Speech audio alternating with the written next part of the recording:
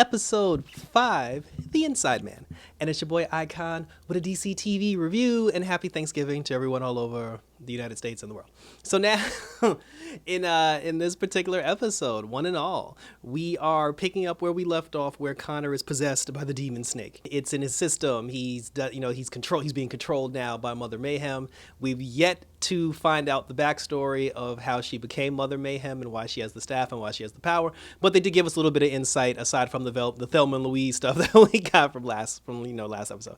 So now, Connor, he's possessed now, and Mother Mayhem, through his eyes, she's trying to find her son so she can get Sebastian back into the fold.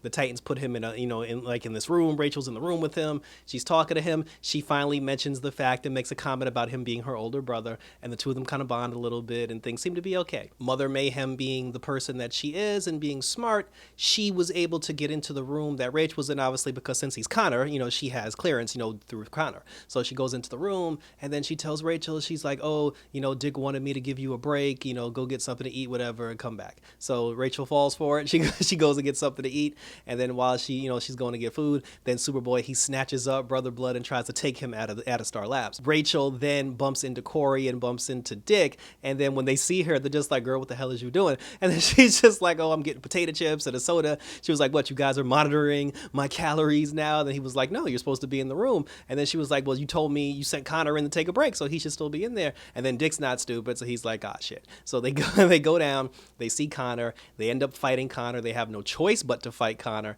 And then, Connor, he's revealed is like, oh, you'll never get my son, Titans. And then they end up defeating Connor. They knock him out, and then they snatch up Brother Blood. And then at this point, Dick was like, look, she penetrated Star Labs. She found a way to get in here. So you got to take Brother Blood out of Star Labs and take him to a place where none of us knows where he is, because then, she won't be able to get to him. So Corey and Rachel end up taking Brother Blood out of Star Labs, and they were trying to find a place to take him. And then magically on Corey's GPS, it was either Corey or Rachel on one of their phones, then they got directions to the Elko Diner, and this diner's popping up everywhere. I never thought this diner would be this important to the series, and here we are in season 4. So now Corey and Rachel, they're on their way with Sebastian to the Elko Diner.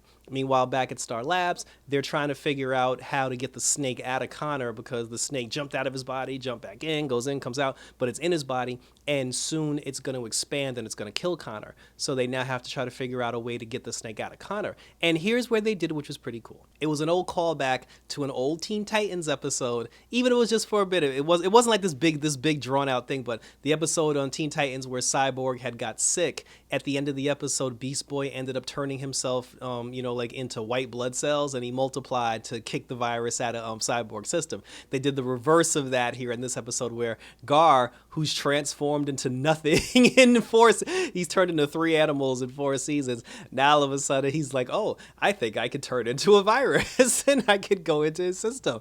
And it's like, and the thing is, it's true.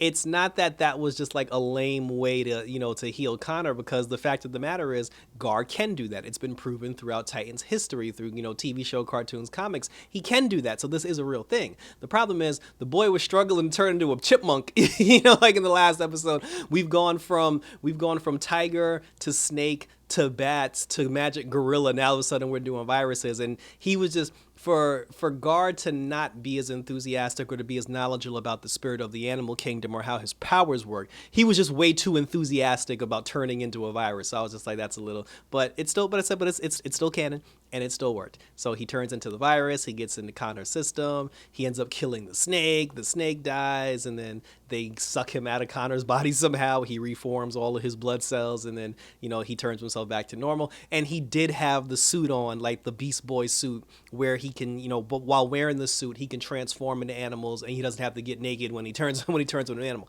So the fact that he wore the suit was actually pretty cool. So I do appreciate that one, that one as well. Back in the house of Mother Mayhem, Thelma and Louise over here, she decided to sacrifice herself, because the thing is, when Corey and Rachel took Sebastian to the Elko Diner, when they got to the diner, Corey ended up punching in some numbers, and then it took them to a pocket dimension where her trainer from Tamaran was in the diner, and now it's just the 4 of them in the diner. And her trainer, either her auntie, whoever the hell this lady is, she was trying to tell her, she was like, listen, she said that the prophecy that you tried to fulfill back in season 1, it can still come true because you were supposed to kill the chosen one, the gateway between Trigon and the rest of the world. And she said, although you spared this girl's life, the prophecy can still be fulfilled because Trigon can still come back through Sebastian, his son. So she said that you still have your orders, Coriander, because you still have to kill the portal, you still have to kill the child of Trigon, and now with Sebastian, and she said if you don't kill him, everybody's gonna die. She ended up showing Corey the future where her and Dick have a child. And see, and the sad part about it is the whole thing with Corey and Dick having a kid, we're never gonna get that in the actual show. Like, it's one of those things where they're showing it to us now, and when Titans finally decides to conclude, it'll probably conclude with her getting pregnant, but we'll never actually have the kid on the show because by the time we get to that point in history, by the time we get to that point in the future, the child that they've been using as their child will be grown up by then. So we're gonna have to cast a new child.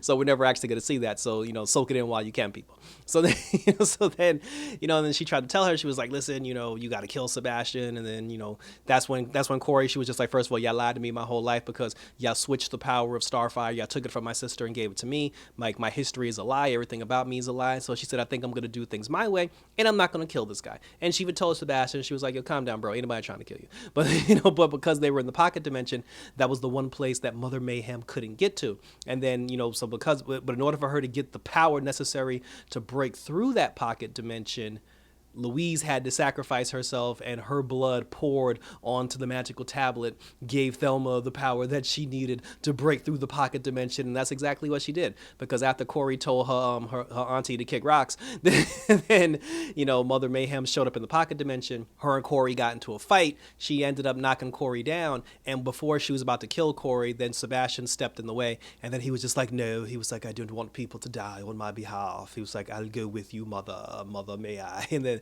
she took them, they left the pocket dimension, and now the Titans are fucked. Then in the final scene, when Mother Mayhem finally returned her son, to their secret headquarters, their secret hideout, all their followers, all the hive, if you will, like everybody was chanting Brother Blood, Brother Blood. So here we go, we about to get Brother Blood.